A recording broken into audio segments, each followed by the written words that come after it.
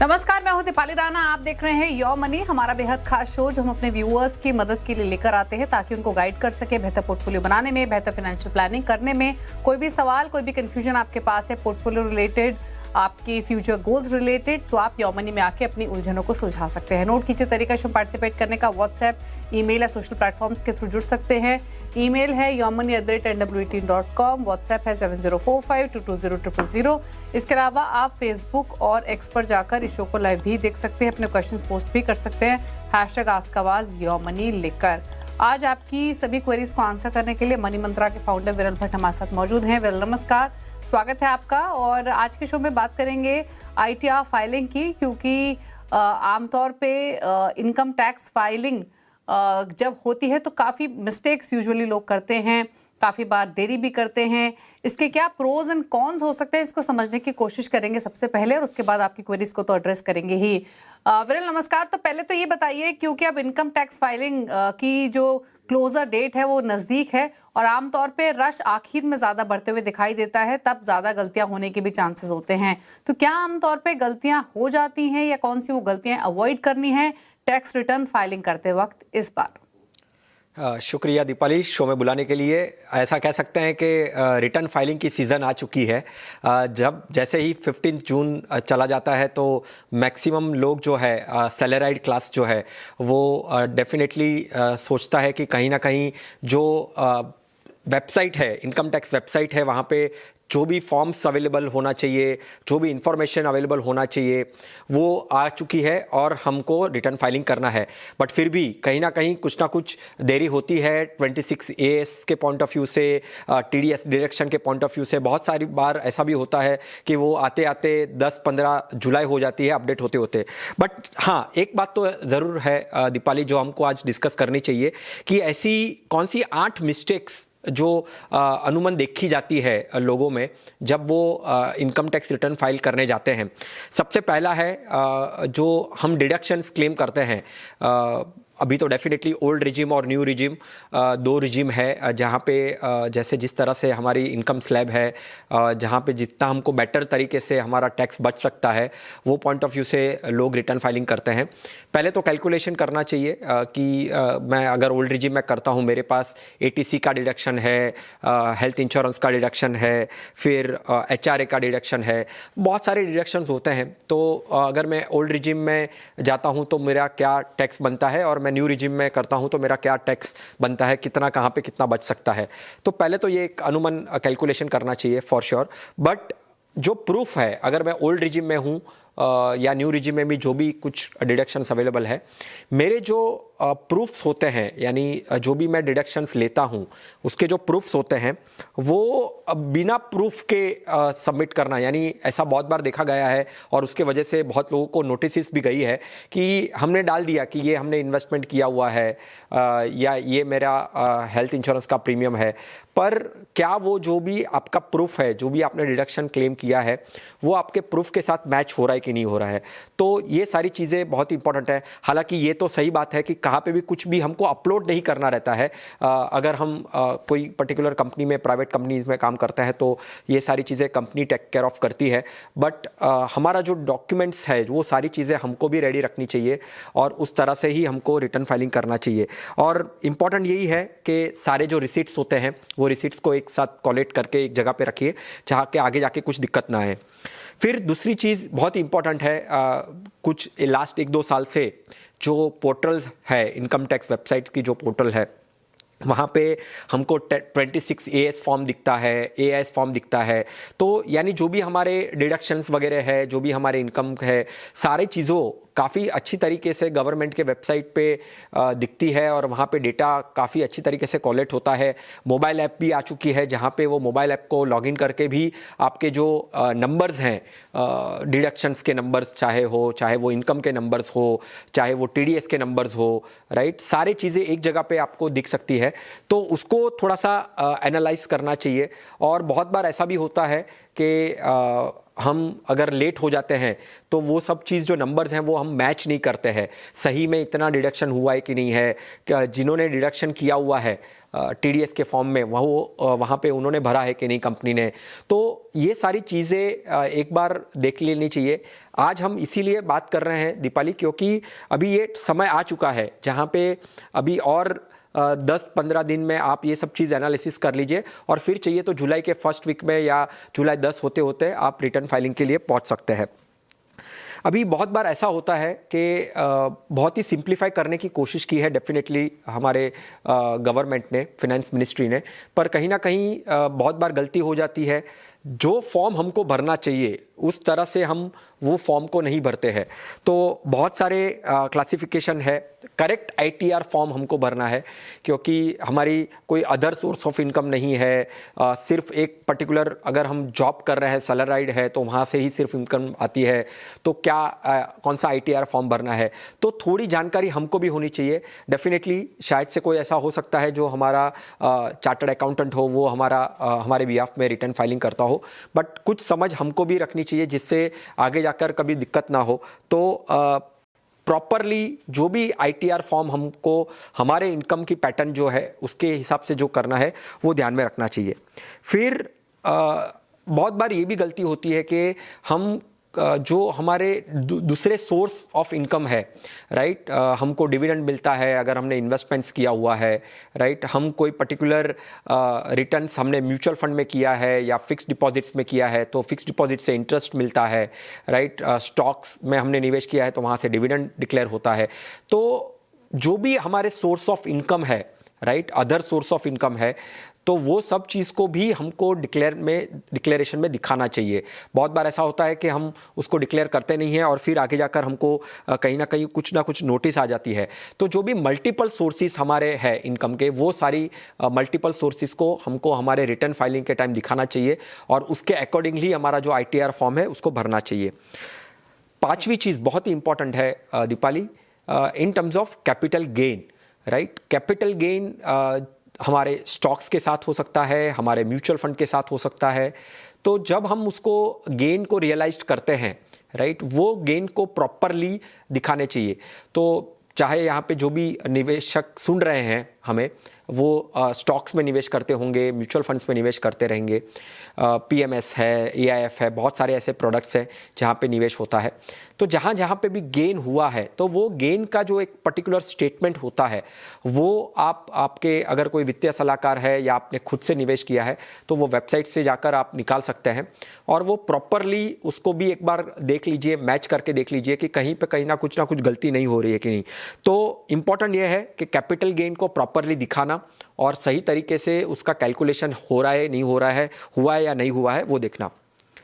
दीपाली, छठवीं बात बहुत ही इम्पॉर्टेंट है और कहीं ना कहीं हमारे अगर कोई पर्सन की फॉरेन इनकम है या फॉरेन एसेट्स है उसको डिक्लेयर करना बहुत ही इम्पॉर्टेंट हो चुका है। ऐसा बहुत बार देखा गया है और फिर जो डिपार्टमेंट है, इनकम टैक्स डिपार्टमेंट है, वो कहीं ना कहीं नोटिस भेजता है। अगर हमने फॉरेन इनकम डिक्लेयर नहीं की है या फॉरेन एसेट्स डिक्लेयर नहीं की है, बहुत बार ऐसा भी होता है कि हमारे कंपनी में अगर हमारी कंपनी फॉरेन ग्लोबल कंपनी है और ESOPs दिए हुए रहते हैं और कहीं ना कहीं वहाँ पे हमको कुछ ना कुछ गेन हुआ रहता है या उससे जो भी जुड़े हुए जो भी इन्वेस्टमेंट्स हुए रहते हैं हम भूल जाते हैं, डिक्लेयर नहीं किए हुए रहते हैं। तो वो सिलसिले में भी हमको जो हमारे फॉरेन इनकम है, फॉरेन एसेट्स है, उसको डेफिनेटली दिखाना चाहिए जब हम रिटर्न फाइलिंग कर रहे हैं। सातवीं चीज़ बहुत इंपॉर्टेंट है, ड्यू डेट जो हमारी है। अभी की जो बजट गया उसमें वित्त मंत्री ने कुछ ड्यू डेट्स में भी कुछ बदलाव किए हैं, बट हाँ, डेफिनेटली सैलराइड क्लास के पॉइंट ऑफ व्यू से 31 जुलाई जो एक डेट है वो ध्यान में रखनी है और जितना हो सके उतना जल्दी सारे डेटा अगर इन प्लेस है, सारी चीज़ें इन प्लेस है, तो हमको एंड तक राह नहीं देखनी है। जो ड्यू डेट है, ड्यू डेट पे at least well in advance 20-25 days के पहले अगर आप कर सके अच्छे से, क्योंकि अगर कुछ चेंजेस भी करने हैं, कुछ चेंजेस करने हैं, मॉडिफाइड करना है, तो उसके लिए भी हमारे पास ऐसे दिन होने चाहिए जहाँ पे हम उसको चेंज कर सके। और last but not the least, मुझे लगता है कि जब भी हम रिटर्न फाइलिंग कर रहे हैं हमको खुद को भी एक बार वेरीफाई कर लेना चाहिए, चाहे कोई पर्टिकुलर चार्टर्ड अकाउंटेंट करता हो या कोई पर्टिकुलर ऑडिटर करता हो हमारे बिहाफ में, पर हमको भी खुद एक बार सारी चीज़ें चेक कर लेनी चाहिए। और जो चेकलिस्ट है वो चेकलिस्ट रेडी करके ही हमारा इनकम टैक्स रिटर्न हमको फाइल करना चाहिए। तो ये ऐसी 8 बातें थी दीपाली, जो कोई भी पर्सन, इंडिविजुअल पर्सन जो रिटर्न फाइलिंग करता हो उसको ध्यान में रखनी चाहिए। तो इनफैक्ट विरल ने यहाँ पर सभी इंपॉर्टेंट बातें बताई हैं आपकी इनकम टैक्स फाइलिंग से जुड़ी हुई, क्या करना है क्या नहीं करना है, और सब बातों की इक्वल रेलेवेंस है, तो ध्यान दीजिए। और जो बातें आपको बताई गई हैं, जो सलाह दी गई है, जो मिस्टेक्स अवॉइड करने की बात की गई है, उसको इम्प्लाई कीजिए ताकि कोई गलती ना हो और आप सही से सही समय पर इनकम टैक्स फाइलिंग कर सकें। लेकिन चलिए अब करते हैं व्यूअर्स से बातचीत। तो पहले व्यूअर पंकज कुमार हमारे साथ कनेक्टेड भी हैं सवाल पूछने के लिए बिहार से। पंकज नमस्कार, बताइए क्या सवाल है आपका।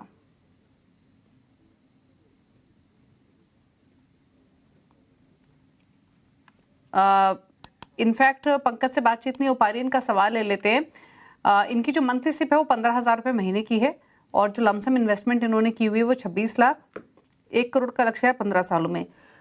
15,000 की मंथली सिप के लिए 3 ही फंड्स हैं इनके पास, जहां पर 5,000 ईच डिप्लॉय कर रहे हैं। बंधन स्मॉल कैप है, White Oak mid cap, White Oak capital mid cap और HDFC pharma and health care. तो ये 3 फंड्स हुए। अब लमसम कहाँ है, लगभग 19 lakh ICICI approve manufacturing fund में, 1.5 lakh Nippon India Taiwan equity, 2.5 lakh SBI BSE mid cap 150 index, 2,30,000 axis multi cap में और 2 लाख है मोती ओसवाल के BSE enhanced value index fund में।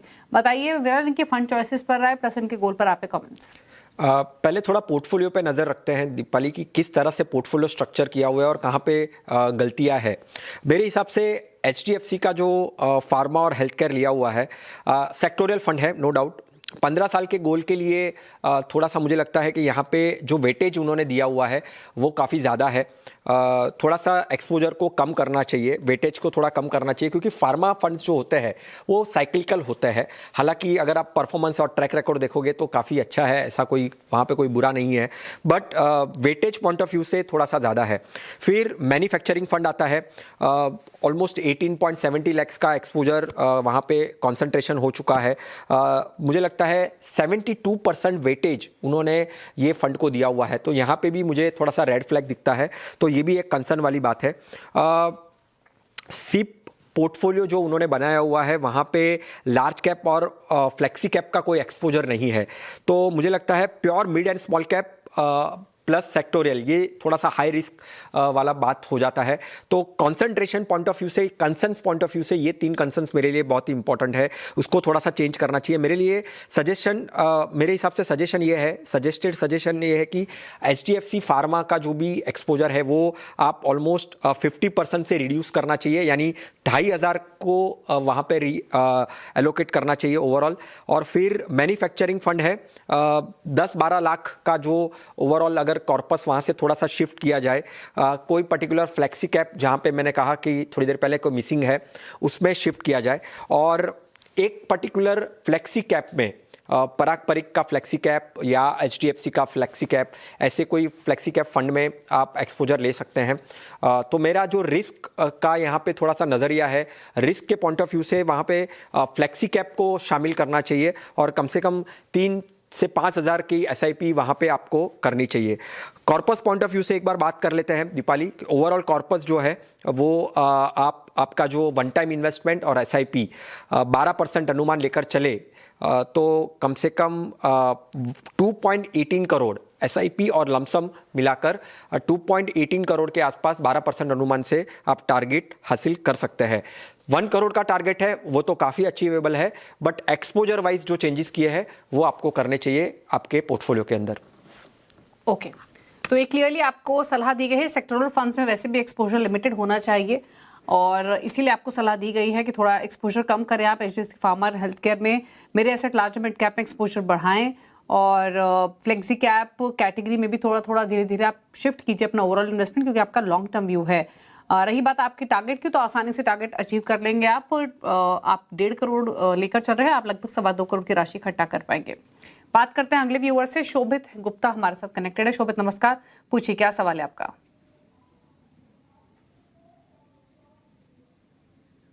चलिए, शोभित की फोन लाइन में डिस्कनेक्ट हो गई है। गुड़गांव से इनका सवाल था।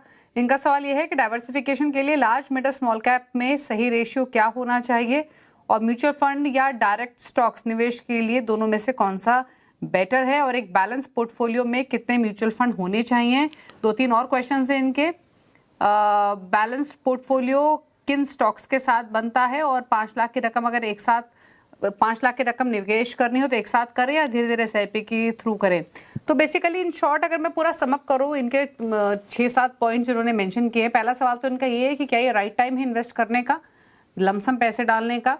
लमसम डालना भी चाहिए, 5 लाख इनके पास हैं, या फिर ये SIP के थ्रू धीरे धीरे इस पैसे को डालें मार्केट कंडीशंस के हिसाब से। और सवाल ये कि कहाँ डालें, स्टॉक्स में डालें, म्यूचुअल फंड में डालें। म्यूचुअल फंड में डाइवर्सिफिकेशन करें तो किन किन कैटेगरीज में करें, एक आइडियल रेशियो क्या रहता है लॉन्ग टर्म के हिसाब से, बताइए। एब्सोल्युटली काफ़ी डिटेल में पूछा है और मुझे लगता है कि काफ़ी मैच्योर्ड इन्वेस्टर लगते हैं।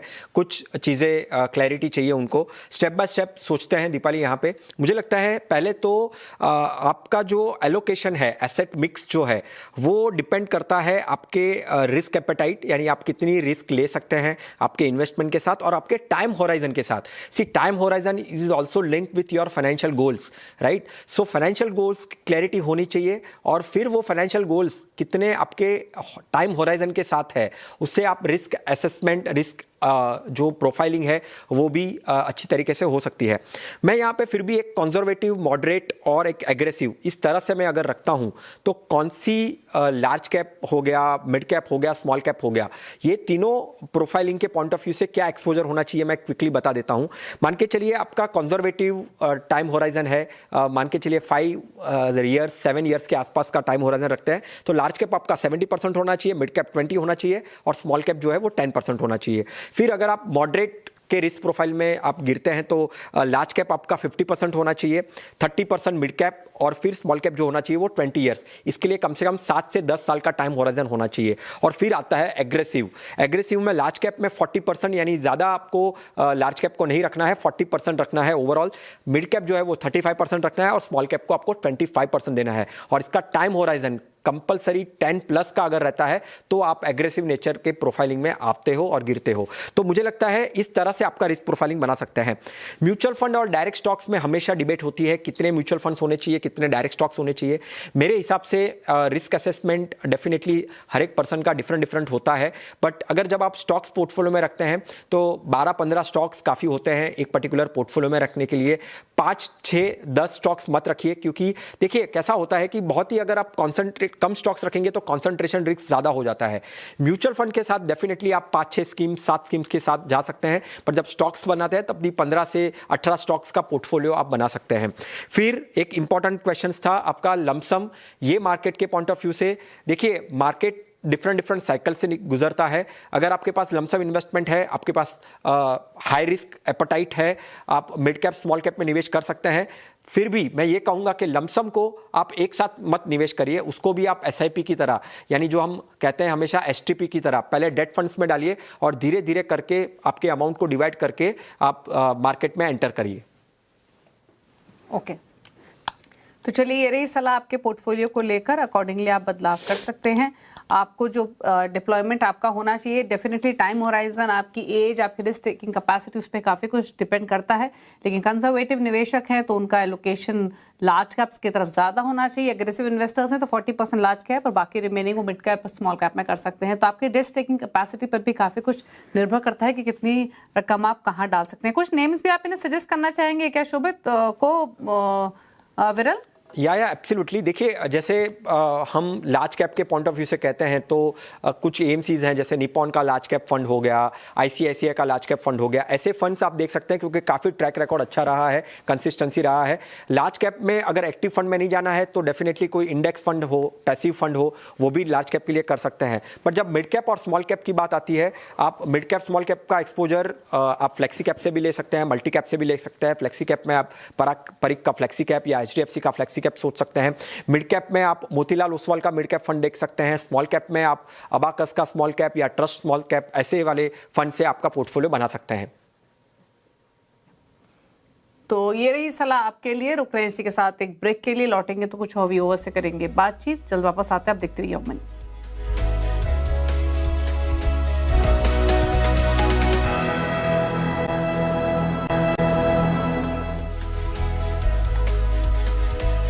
देख रहे हैं यो मनी, हमारे साथ विरल बने हुए हैं अभी क्वेरीज को आंसर करने के लिए। बात करते हैं अगले व्यूअर्स से। तानाजी पुणे से हमारे साथ कनेक्टेड है सवाल पूछने के लिए। तानाजी नमस्कार, बताइए क्या सवाल है आपका। सवाल पूछिए अगर आप सुन पा रहे हैं तो। शायद दिन तक ऑडियो नहीं जा रही है। आज फोन लाइन में कोई, इनफैक्ट वापस कोशिश करते हैं। तानाजी अगर आप सुन पा रहे हैं तो अपना सवाल पूछिए प्लीज। हाँ मैडम, मेरा जो है अभी SIP चल रहा है 1.1 लाख पर मंथ का। पारंपरिक फ्लेक्सी कैप में 50,000 and SBI Nifty index fund में 30,000 एंड SBI कॉन्ट्रा में 30,000। अभी तक मेरा कॉर्पस जो है 1.4 CR हो चुका है। तो now my retirement is around 12 years from this and should Okay. I continue or change the fund, sir? Okay, मुझे सिर्फ दो बातें बताइए। Retirement, my pension will be 1.5 lakh per month. Okay And I will work after retirement also. I'm a doctor. Okay, ठीक है। तो मुझे तानाजी ये बताइए कि आपने बताया आपकी 1,10,000 की सिप है, तो आपके पारंपरिक फ्लेक्सी कैप में 50,000 जाते हैं हर महीने या 60,000? 50,000, 50, 50,000 एंड देन 30 आपका हुआ SBI निफ्टी 50 इंडेक्स में और SBI काउंटर में, करेक्ट? Yes, yes, ma'am. आपकी पोर्टफोलियो की वैल्यू अभी 1,40,00,000 है। Yes, yes, ma'am. ओके, ठीक है। तो क्या सजेशन 12 इयर्स के लिए, इनको 12 इयर्स के बाद रिटायरमेंट है जहां 1.5 लाख की पेंशन भी मिलेगी, प्लस ये अपने रिटायरमेंट नीड्स के लिए इस पैसे को भी इन्वेस्ट कर रहे हैं, तो क्या स्ट्रैटेजी इनकी सही है या बदलाव करने की जरूरत है, बताया। देखिए, जैसे दीपाली हम हमेशा कहते हैं कि पोर्टफोलियो में 6-7 फंड होने चाहिए, पर अभी यहाँ पे देखिए कि कैसी सिचुएशन है। 3 फंड से वो अपना पोर्टफोलियो और वेल्थ क्रिएशन करना चाहते हैं। देखिए, कुछ बुरा नहीं है, पर थोड़ा सा जब पोर्टफोलियो में कोई भी पर्टिकुलर म्यूचुअल फंड पोर्टफोलियो है, अमाउंट वाइज एलोकेशन भी थोड़ा सा ऐसा देखना चाहिए कि जितने भी कैटेगरीज है, अभी डेफिनेटली म्यूचुअल फंड में वैसे तो कैटेगरीज बहुत सारे हैं, पर जो एक प्राइम कैटेगरीज होती है जहाँ पे आपको वेल्थ क्रिएशन बन सकती है, फ्लेक्सी कैप फंड हो, मल्टी कैप फंड हो, large and mid cap, small cap, ऐसे जब इक्विटी में एक्सपोजर ले रहे हैं तो ऐसे फंड होना बहुत ज़रूरी है। तो थोड़ा सा मुझे लगता है ट्विकिंग करना बहुत ज़रूरी है। SBI AMCs के 2 फंड्स हैं, हालांकि दोनों डिफरेंट टाइप्स ऑफ फंड है, एक पैसिव फंड है और एक कॉन्ट्रा स्ट्रैटेजी है। दिक्कत कोई नहीं है, बट पोर्टफोलियो में मैं ये तो रिक्वेस्ट करूंगा ही उनको कि चाहे अगर वो हो सके तो मिड कैप और स्मॉल कैप का एक्सपोजर ले। कम से कम 15 से 20 हज़ार का एक्सपोजर उनका मिड कैप स्मॉल कैप में होना चाहिए, क्योंकि मिड कैप स्मॉल कैप क्या करता है, वो आपको पोर्टफोलियो को बूस्ट करने में, आपके ओवरऑल पावर ऑफ कंपाउंडिंग में, ओवरऑल रिटर्न्स देने में काफ़ी हेल्प करता है। डेफिनेटली डाउनसाइड बहुत ज़्यादा आती है मिड कैप स्मॉल कैप में, पर जब आपका टाइम होराइजन 7 साल 10 साल से ज़्यादा का हो तो आप मिड कैप और स्मॉल कैप में डेफिनेटली एक्सपोजर ले सकते हैं। तो यहाँ पे मैं 2 फंड सजेस्ट करना चाहूँगा। मिड कैप में अगर हो सके तो वो मोतीलाल ओसवाल का मिड कैप फंड या DSP का मिड कैप फंड, ये 2 में से एक फंड वो मिड कैप कैटेगरी में सोच सकते हैं। और एक देखिए, large and mid cap fund जैसी भी कैटेगरी है जहाँ पे आपका लार्ज कैप का भी एक्सपोजर मिलता है और साथ में मिड कैप का भी एक्सपोजर मिलता है, तो ऐसे फंड्स जो एक इक्विटी के ओवरऑल पोर्टफोलियो को बनाता है, वैसा फंड आपको एक पोर्टफोलियो में शामिल करना चाहिए। कॉर्पस पॉइंट ऑफ व्यू से भी थोड़ा सोचते हैं कि कॉर्पस पॉइंट ऑफ व्यू से क्या आप बना सकते हैं, क्या हासिल कर पाएंगे।